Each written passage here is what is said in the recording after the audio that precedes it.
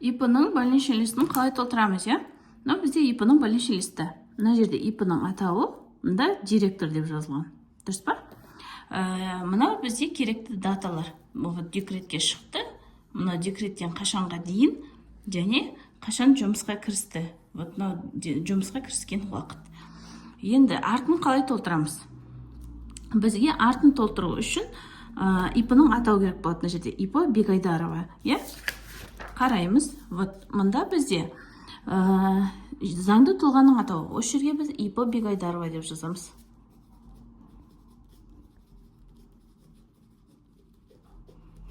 Енді талонның номері 1 дейміз.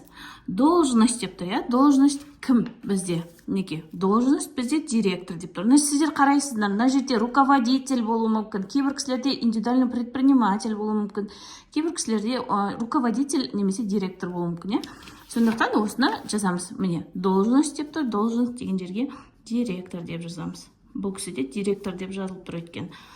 Одан кейін мына жерде тұрақты, уақытша тұрақты жұмыс істемеді 2025 жылды. Мына жерге несін қараймыз, датасын қараймыз. Міне, жұмыс істемеген дата, міне осы дата 15.05.2025.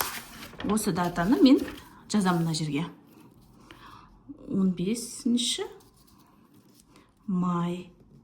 Енді мына жерге 2025 жыл тоже. Одан кейін, міне, екінші дата тұр ғой, вот міне, 17 сентября деп тұр, иә?